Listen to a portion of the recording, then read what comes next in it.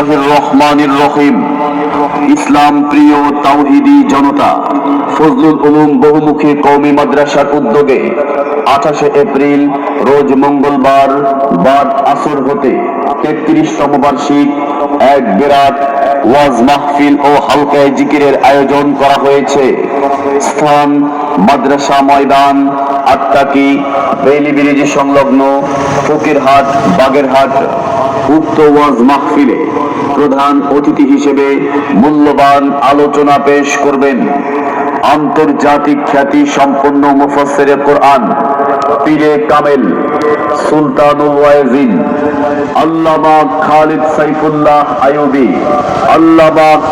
সাইফুল্লাহ আইয়ুবী। প্রতিষ্ঠাতা পরিচালক, মারকাজুত তারবিয়াহ বাংলাদেশ, সাভার, ঢাকা। আরো মূল্যবান আলোচনা পেশ করবেন বিশিষ্ট আলেমে দ্বীন, সারা বাংলার আলোড়ন সৃষ্টিকারী বক্তা মুফতি লুৎফুর রহমান ফরায়েজি। পরিচালক Kalimul Islam institute and research centre, Dhaka. আলোচনা পেশ করবেন হযরত মাওলানা জাহিদুর রহমান সাহেব, রূপসা, খুলনা।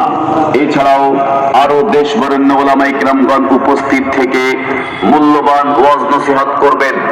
আয়োজনে বাংলাদেশ মুজাহিদ কমিটি, ফকিরহাট উপজেলা শাখা ও এলাকাবাসী।